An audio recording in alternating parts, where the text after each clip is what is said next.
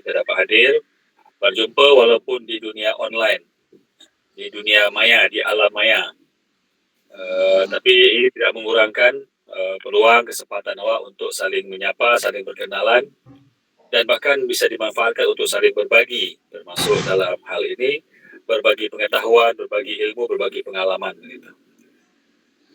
Salam dan salam sama-sama kita hadiahkan kepada Rasulullah Muhammad SAW, Nabi akhir zaman yang menyempurnakan syariat sebelumnya, dan alhamdulillah dapat merasakan nikmat terbesar bagi kita seorang Muslim adalah nikmat iman dan Islam. Pada malam ini sengaja kita hadirkan guru ambo, sahabat ambo, kakak ambo, sumber inspirasi sebelum itu, iaitu Buya Rada Samswardi dan Datuk Allah Akbar. Mau beliau Datuk. Dia kerana jarang pasapit nama Datuk aku ya, tapi Datuk aja. Jadi beliau sebelum itu pensiun lah. Pensiun ya? Alhamdulillah pensiun. Setelah muka beliau berkhidmat sebagai ASN, PNS, sebagai guru di beberapa sekolah di tepatnya di kota Payakumbuh. Jadi beliau berasal dari Payakumbuh. Beliau tamatan dari IAIN Fakultas Tarbiyah. Berarti sama je Bunda Ros tu. Fakultas Tarbiyah IAIN Imam Bonjol Padang. Dan paling lama beliau bertugas di sekolah dasar Islam Rodatul Jannah di kota Payakumbuh. Dan beliau merupakan salah seorang penggerak dakwah di kota Payakumbuh dan cukup dikenal oleh masyarakat sekitar Payakumbuh dan 50 kota, bahkan sampai ke Padang Panjang, ke Padang, Bukit Tinggi dan sebagainya. Sampai kegiatan sebagai seorang pendidik, beliau juga merupakan seorang kolumnis atau baca-baca batu-batu tu dia sila-sila beko kolumnis, tiga lumnya ni komunis beliau kok kolumnis. Salah baca tu bahaya akibatnya. Beliau kok kolumnis, iaitu penulis. Nah, biasa menulis di beberapa media termasuk yang sering tu di Singgalang dan sebagainya. Jadi beliau termasuk orang yang tidak hanya bisa berdakwah secara lisan, tapi juga bisa berdakwah secara tulisan gitu. Nah, luar biasa. Dan beliau banyak mengisi jadual ceramah di beberapa tempat masjid, terutama di kota Payakumbuh dan sekitarnya sampai ke Bukit Tinggi. Dan beberapa waktu yang lalu beliau menderita sakit dan alhamdulillah hari ini sudah pulih dengan jadwal yang sebenarnya cukup padat untuk beliau berikan ceramah. Tapi karena keadaan badan tidak mengizinkan, banyak yang beristirahat dalam waktu yang cukup panjang gitu. Dan malam itu ambo undang beliau karena ambo sampaikan ke beliau tadi, mudah-mudahan itu menjadi salah satu terapi gitu, untuk lebih cepat sehatnya gitu. Karena mungkin dengan berbagi itu insya Allah akan ada pulangannya untuk awak. Mungkin bukan dalam bentuk yang lain, tapi mungkin dalam bentuk kenikmatan, kesehatan dan sebagainya. Jadi beliau akan memberikan tausiah kepada awak bersama-sama malam itu dengan judul yang beliau pilihkan, Hakikat Kurban. Jadi mungkin kalau lah bicara hakikat kurban panjang je dalam ceritanya kok. Bukan cerita masalah kurban kau dengan menyembelih hewan saja, tapi hakikat. Artinya di sebalik apa yang nampak itu. Apa kira-kira hikmah yang terkandung dalam semangat kurban itu. Walau berkurban, kau minta lo pandangan beliau, lo beda kurban kau sama berkorban gitu. Apakah korban perasaan termasuk dia kurban tak gitu. Jadi kupasan beliau akan bicara tentang hakikat kurban. Sebelum ambo serahkan ke waktu dan tempat kepada Buya Rada Samswardi, marilah sama-sama kita buka forum pengajian malam itu dengan membaca ummul kitab Al-Fatihah. A'udzubillahi minasyaitonir rajim. Bismillahirrahmanirrahim. Alhamdulillah. إياك نعبد وإياك نستعين اهدنا الصراط المستقيم صراط الذين أنعمت عليهم ghairil maghdubi 'alaihim waladdallin.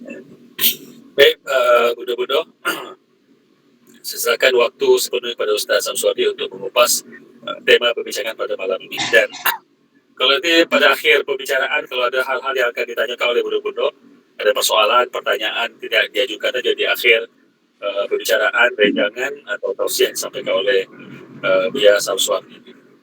Untuk menyingkat waktu, saya serahkan sepenuhnya kepada Buya Samsudi untuk mengupas tema perbincangan malam ini. Judulnya adalah hakikat kurban. Gitu. Saya serahkan sepenuhnya kepada Buya Samsudi. Silakan ya.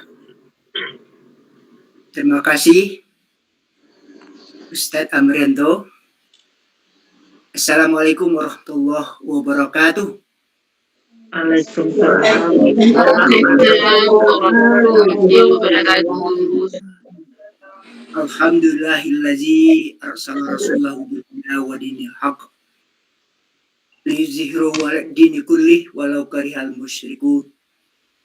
Asyhadu an la ilaha illallah wahdahu la syarika wa asyhadu anna Muhammadan abduhu wa rasuluh la nabiyya ba'da.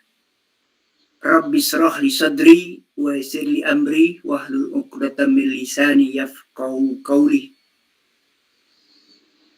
Selamat bergabung pada pengajian Yasinan Pondok Kandung Malaysia.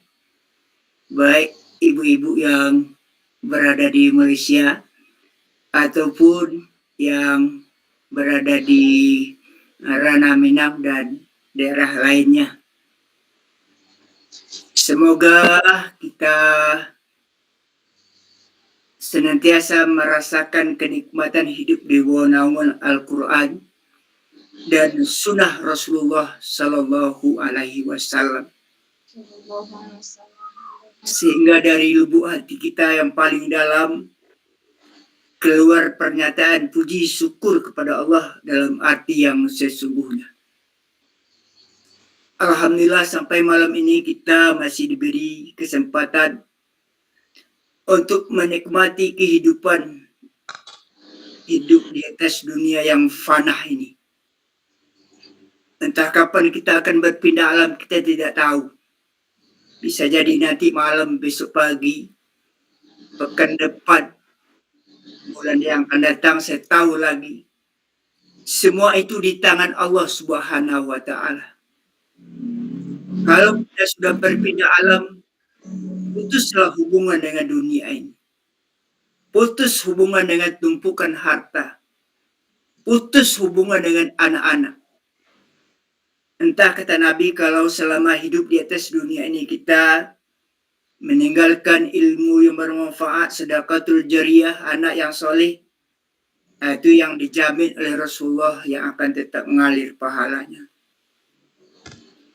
Sebagai umat Rasulullah, kita dianjurkan untuk banyak berselawat kepada Nabi Muhammad Sallallahu Alaihi Wasallam, yang insya Allah akan menambah kebaikan kita, akan menggugurkan dosa kita, bahkan insya Allah kita akan mendapat syafaatnya di yaumil akhir nanti. Allahumma sholli ala Muhammad wa ala ali Muhammad. Karena masih dalam suasana Idul Adha, kami sekeluarga mengucapkan Selamat Idul Adha 1447 Hijriah. Mohon maaf lahir dan batin. Semoga Allah Subhanahu wa Ta'ala menerima segenap rangkaian ibadah yang baru saja kita lakukan. Dalam Al-Quran kita disinyalir bahwa saat ini kita masih berada dalam bulan-bulan yang dimuliakan Allah Subhanahu wa Ta'ala. Allah mengatakan menciptakan waktu dalam setahun itu isnata asar, ada 12 bulan. Di antaranya ada yang disebut dengan arba'atun hurum. Ada bulan-bulan yang dimuliakan. Dimulai dari Zulkaidah, Zulhijjah, Muharram, dan 1 Rajab. Kalau Ramadan itu lebih mulia lagi. Menurut Ibnu Abbas bahwa kalau kita melakukan amal saleh pada bulan-bulan ini, Allah akan melipat gandakan pahalanya. Begitu pula sebaliknya, kalau kita melakukan kesalahan, tentu juga akan besar dosanya di sisi Allah Subhanahu wa Ta'ala. Karena demikian, marilah kita menjauhi apa-apa saja yang dilarang oleh Allah. Fala tazlimu fihinna anfusakum. Maka janganlah kamu pada bulan ini berbuat zalim terhadap dirimu. Apa yang dikatakan zalim, kita sudah sama-sama tahu. Berbuat aniaya atau kezalim yang sangat besar itu melakukan perbuatan syirik. Inna syirka la zulmun azim. Syirik itu adalah suatu kezaliman yang sangat besar. Ketika kita melihat ada perbuatan zalim di depan mata kita, wala tarkanu ilal ladzina zalamu fatamassakumun nar wa ma lakum min dunillahi min awliya summa la tunsarun. Kamu jangan sampai pro kepada mereka yang berbuat zalim, supaya jangan dijilat oleh api neraka. Allah tidak akan melindungi, Allah tidak akan memberikan pertolongan. Begitu kecaman Allah terhadap orang yang berbuat zalim. Dan sebaliknya, marilah kita senantiasa berbuat kebaikan. Ibu-ibu, bunda-bunda yang saya muliakan, apa saja perbuatan baik yang bisa kita lakukan pada saat ini? Sebenarnya tidak ada yang istimewa. Perbuatan baik yang biasa sudah kita lakukan, namun kita harapkan kita tingkatkan kualitasnya. Apakah sholat wajib 5 kali sehari semalam? Kalau selama ini kita sendirian, hari ini kita usahakan untuk berjemaah, termasuk sholat sunnah yang lain. Apalagi kalau bisa kita qiyamul lail, atau ibadah puasa Senin Kamis. Baru saja kita melaksanakan puasa Arafah, banyak baca Al-Quran umpamanya. Apalagi bagi saudara-saudara yang punya kemampuan, saat ini mereka sudah berada di tanah suci Mekah Al-Mukarramah, bersedia melaksanakan ibadah haji sebagai pelaksanaan rukun Islam yang kelima. Haji di samping kewajiban juga banyak hikmahnya. Ya, kita sedikit singgung ini sebelum masuk ke topik yang disampaikan tadi. Kaum muslimin bertemu dengan saudara-saudaranya dari berbagai penjuru dunia, berbagai warna kulit, dan tentu akan menimbulkan keyakinan bahwa umat Islam itu adalah umat yang kuat, umat yang besar, anggotanya tersebar di mana-mana. Sehingga kalau ada usaha-usaha untuk memadamkan cahaya Islam itu, insya Allah bisa padam.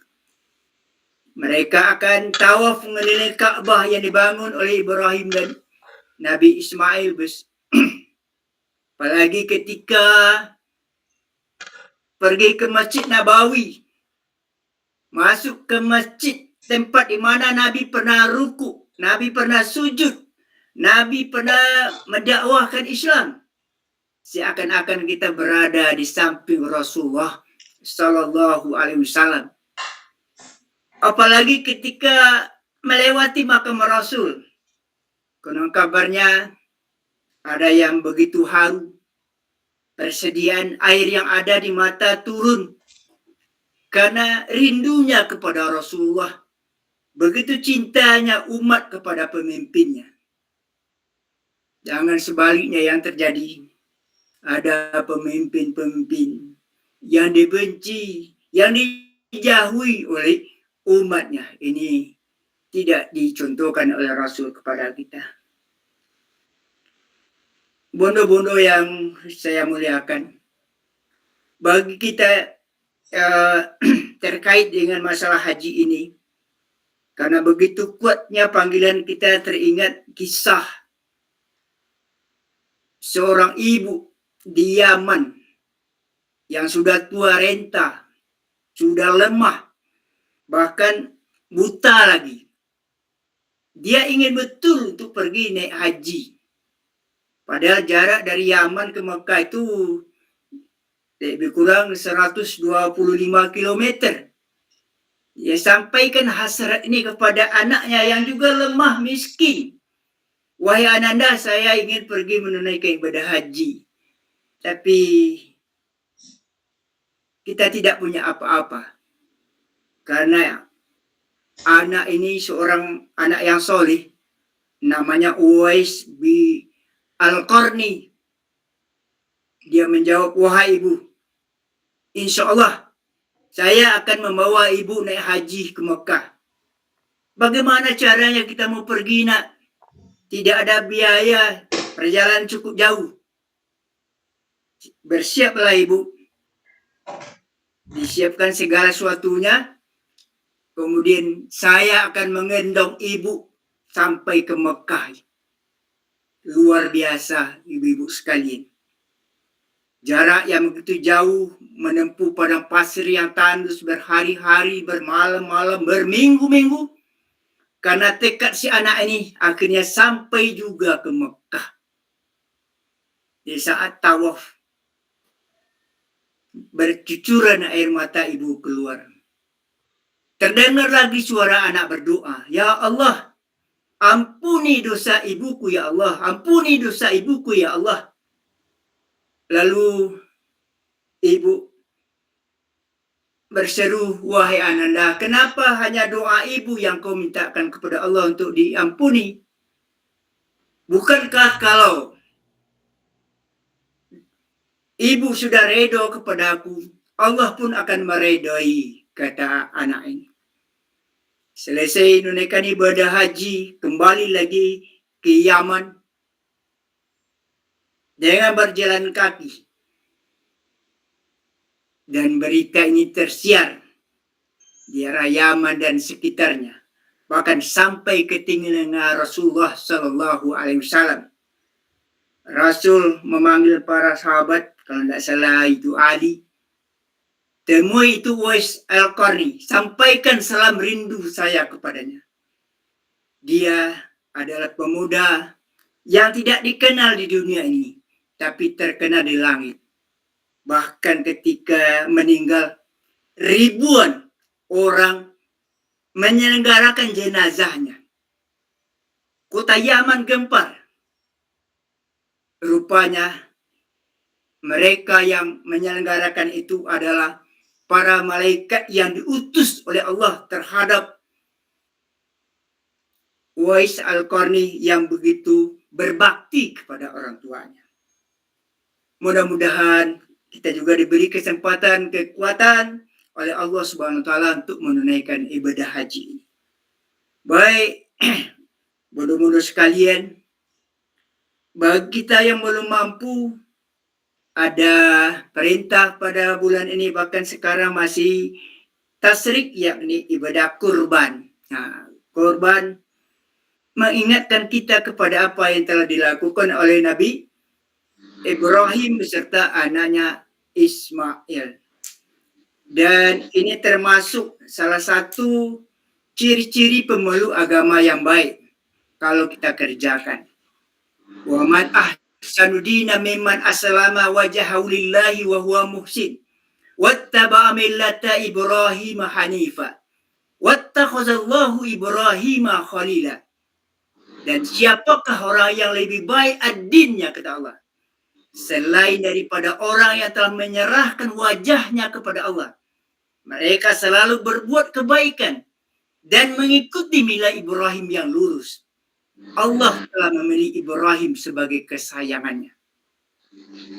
Pada penggalan ayat yang pendek ini, minimal ada 3 kriteria Kalau kita ingin dikatakan sebagai pemeluk agama yang baik, pertama, mimman aslama wajhahu lillah, mereka yang menyerahkan wajahnya kepada Allah.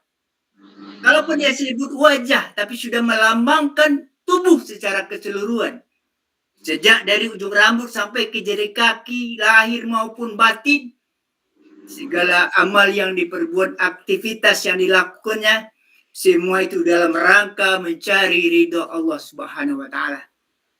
Inilah yang sering kita nyanyikan waktu masa-masa training. Inna sholati wa nusuki wa mahyaya wa mamati lillahi rabbil alamin. Salatku, ibadahku, hidupku, matiku hanya untuk Allah, Tuhan semesta alam. Pertanyaan sekarang, apakah semua yang sudah kita lakukan selama ini sudah dalam rangka mencari ridho Allah? Atau yang kita lakukan hanya sekadar mencari kesenangan pribadi kita, kepentingan keluarga kita, kelompok kita? Apalagi kalau yang kita lakukan itu adalah apa yang disenangi oleh setan laknatullah. Tentunya kita akan semakin jauh dari ciri-ciri pemeluk ad-din yang baik ini. Kemudian yang kedua, huwa muhsin. Mereka selalu berbuat ihsan. Apa yang dikatakan perbuatan ihsan pada umumnya kita sudah tahu. Tapi mengerjakan yang baik itu yang sulit. Meninggalkan yang jahat itu yang kadang-kadang menjadi hobi kita. Bahkan menjadi mata pencaharian kita. Dan keduanya kita mempunyai bibit untuk itu. Fa'alhamaha fujuraha wa taqwaha. Siapapun, kata Allah, ada bibit-bibit kebaikan, ketakwaan, juga ada potensi untuk berbuat kejahatan. Kalau yang baik-baik ini yang kita kerjakan, insya Allah kita akan menjadi orang bertakwa. Tapi kalau yang jelek-jelek itu yang kita biasakan, akhirnya kita akan menjadi seorang penjahat. Titik raja-raja gadang tabau-bau tuh turba tidak mati jadi perangai. Yang kita khawatirkan kalau yang biasa, yang kita biasakan itu adalah yang buruk-buruk. Menurut Ibnu Qayyim, paling tidak ada 3 bahayanya. Yang pertama, orang yang selalu saja berbuat jahat, Allah akan membukakan aibnya di atas dunia ini. Kalaupun tidak dibukakan aibnya, matinya dalam keadaan berbuat maksiat. Nah, ini yang kita takutkan sekali. Dan yang kedua, tidak merasakan kelezatan beribadah. Betapapun dia ruku, sujud, baca Al-Quran, tapi tidak ada nikmatnya. Dan yang ketiga, doanya tidak diijabah. Pintu langit tidak akan terbuka. Oleh karena demikian, marilah sekali lagi kita warju zafahjur. Tinggalkan segala perbuatan yang berdosa. Tak peduli apakah itu dosa kecil atau besar. Selagi itu perbuatan yang dilarang oleh Allah, kita tinggalkan. Dan sebaliknya, kita melangkah untuk hijrah untuk melakukan kebaikan-kebaikan. Dan yang ketiga, wattaba'a millata Ibrahim hanifah. Mengikuti milahnya Nabi Ibrahim yang lurus. Nah, kalau bicara tentang profil kepribadian, sepak terjang Nabi Ibrahim sangat paripurna sekali. Sangat banyak yang patut kita jadikan uswah. Nah, sebutlah beberapa contoh, umpamanya Ibrahim orang yang berani menghancurkan berhala yang disembah oleh kaum Namrud pada waktu itu. Ketika dia sudah hancurkan berhala itu, Namrud bertanya, siapa pelakunya? Qalu sami'na fatan yazkuru lahu Ibrahim. Besar dugaan pelakunya adalah Ibrahim. Dia yang sering menghina Tuhan-Tuhan kita ini. Akhirnya Ibrahim dipanggil, diadili. Walaupun secara argumen dia benar, tetapi karena Namrud ini adalah raja yang zalim, Ibrahim tetap dieksekusi, tidak tanggung-tanggung, dimasukkan ke dalam penjara api, dan Ibrahim siap untuk itu. Dia seorang yang istiqomah, walaupun akan diusir dari negerinya, karena mempertahankan keyakinannya, dia mau melakukan. Ibrahim terkenal seorang yang dermawan. Kalau kemakan, baca lihat dulu. Kalau ada orang lewat, diajak naik ke rumah. Berbeda dengan kita, kalau mau makan nampak tamu, disembunyikan dulu. Berkulah. Ibrahim dipanggil. Walaupun yang tamu itu datang seorang tua, tetap diajak. Akhirnya setelah tamu ini pergi, di halaman dia mengucap Ibrahim Khalilullah, Ibrahim kekasih Allah. Tidak ada membedakan manusia, ya, kalau untuk berbagi. Ibrahim adalah seorang yang penyabar, bertahun-tahun, berpuluh-puluh tahun, belum lagi dikaruniai anak, tapi tetap saja dia berdoa kepada Allah, tetap optimis. Rabbi habli minas salihin, Rabbi habli minas salihin. Ya Allah, karuniai aku putra yang soleh. Pada kesabaran, kesungguhan Nabi Ibrahim berdoa, akhirnya pintu langit terbuka. Doanya diijabah oleh Allah. Bahkan ditulis dalam Al-Quran. Fabassarnahum biulamin halim. Kami beri kabar gembira kepada Ibrahim dengan lahirnya putra yang soleh, yakni Ismail. Bahkan menyusul lagi Ishak, yang kedua-duanya menjadi nabi dan rasul. Dari sekian banyak keutamaan, keistimewaan Nabi Ibrahim, salah satu yang sangat menonjol bahwa beliau adalah seorang yang suka berkorban. Berkorban apa saja, kalau Allah yang meminta, baik hartanya, tenaganya, pikirannya, waktunya, bahkan sampai kepada nyawa putranya Ismail, karena Allah yang memerintahkan. Singkat cerita, setelah Allah perintahkan untuk menyembelih Ismail, anak kandung 9 tulang, cahaya mata, pelita hati. Akhirnya setelah Ibrahim siap untuk menyembelih, Ismail siap untuk disembelih, walaupun beliau sendiri mengakui inna hazalah wal bala'ul mubin. Ini adalah ujian yang sangat berat, kata beliau. Tapi karena ini perintah Allah, kita bujur lalu telinga patah. Sami'na wa ata'na. Akhirnya setelah kedua putra, bahkan termasuk Siti Hajar pun sudah ikhlas, Allah menggantikan pengorbanan itu dengan seekor kibas yang sampai hari ini menjadi syariat bagi kita umat Nabi Muhammad SAW. Nah, dalil kurban ini sudah banyak kita ketahui, baik Al-Qur'annya, baik sunnah-sunnahnya. Ya, sangat lazim itu katakanlah surah Al-Kautsar.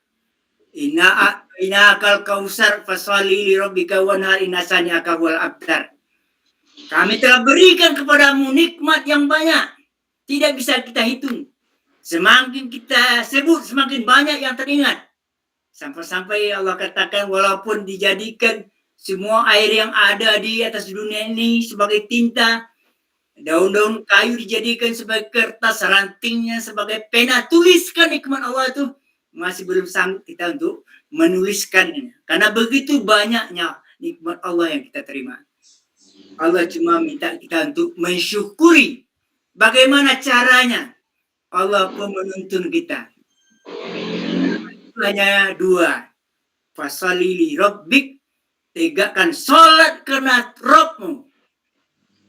Bahkan perintah sholat ini tidak hanya kepada kita umat Nabi Muhammad saja.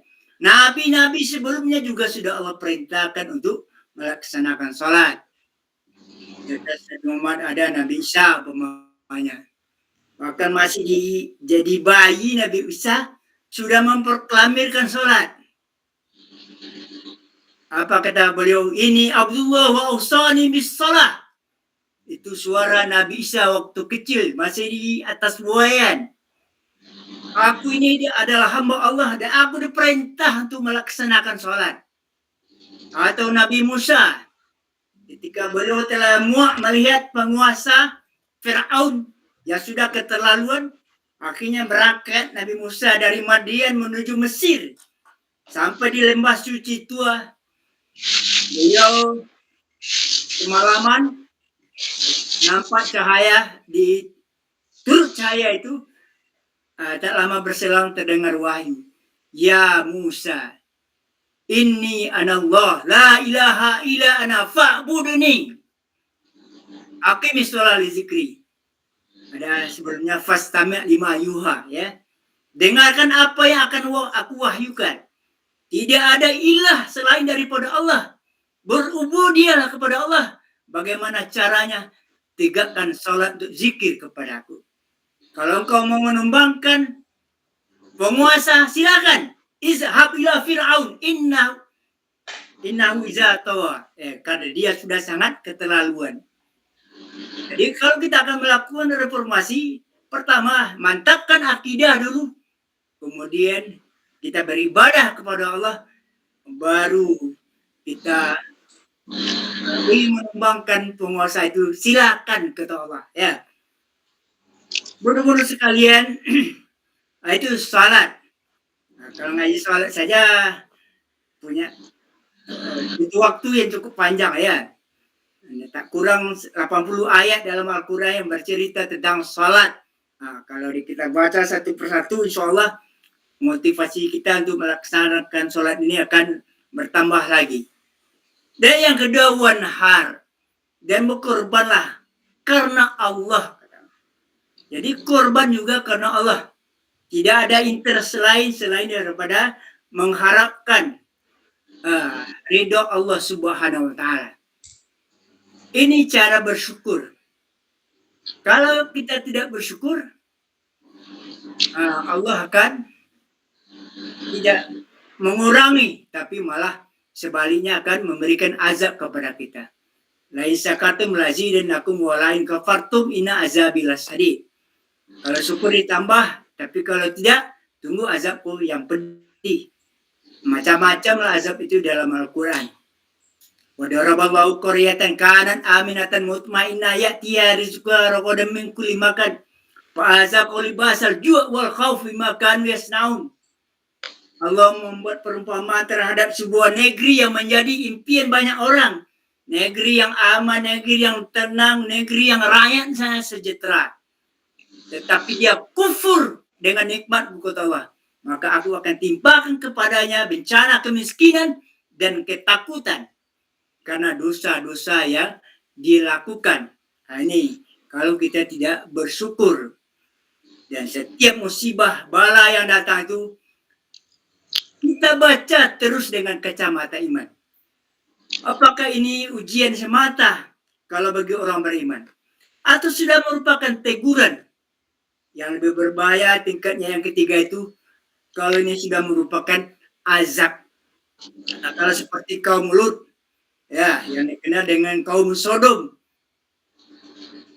Setelah diperingat oleh Nabi Lut, kenapa engkau melakukan pergaulan sejenis? Tapi malah mereka menantang Nabi Lut.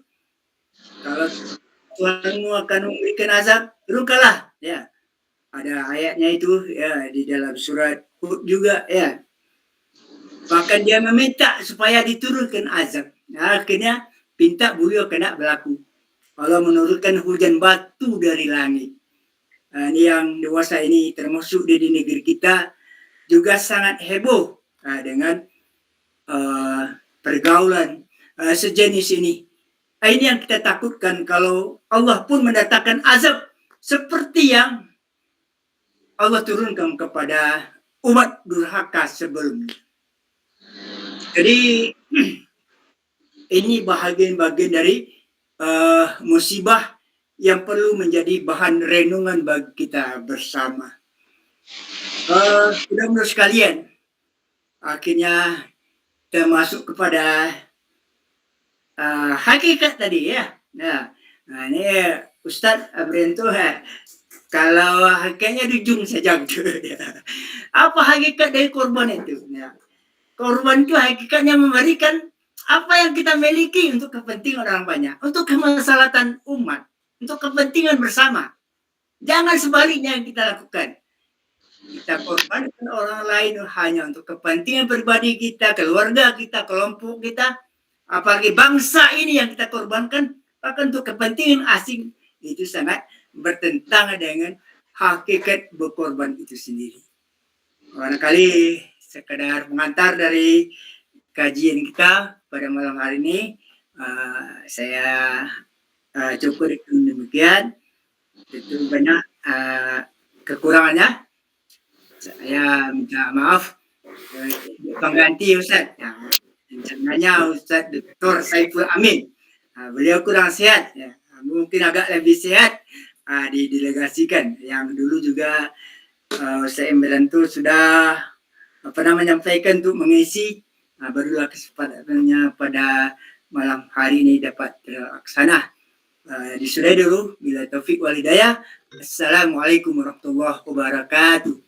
Waalaikumsalam warahmatullahi warahmatullahi wabarakatuh. Oke, alhamdulillah, terima kasih banyak Buya Samsuardi yang telah memberikan kupasan. Jadi panjang pembahasan, tapi yang Ambo Pakcik itu yang di ujung tadi itu. Jadi kau bicara masalah hakikat tadi, jadi kau bicara masalah syariat dan tarekat dan lain-lain lah gitu. Tapi ketika sampai ke hakikat, dia kan namanya hakikat, kau ni yang tu ujung-ujung kau. Hakikat tu dengan dah saketek tu, itu di Pakcik mana gitu. Jadi hakikat yang disampaikan tadi adalah bahwa berkorban itu awak memberikan sesuatu yang awak miliki untuk orang lain, untuk kemaslahatan orang lain. Gitu.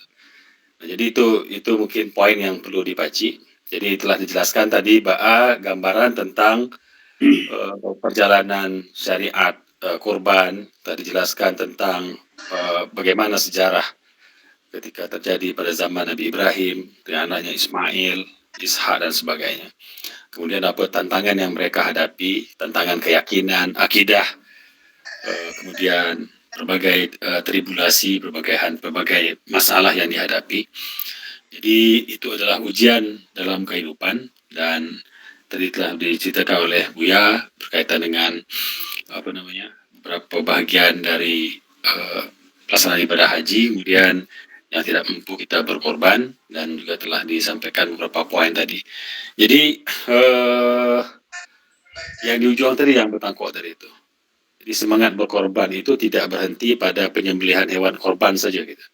Tapi justru adalah satu bahwa proses itu bisa mengendap dalam diri awak menjadi sebuah sikap, menjadi sebuah kepribadian di mana semangat berkorban itu tercermin, refleksi semangat berkorban itu dalam bentuk bahwa awak berusaha bisa memberikan kemanfaatan kepada orang lain, mengorbankan diri awak untuk orang lain, berkorban untuk orang lain demi kemaslahatan dan sebagainya gitu. Nah, cuma Buya sebelum aku serahkan kepada bundu-bundu itu,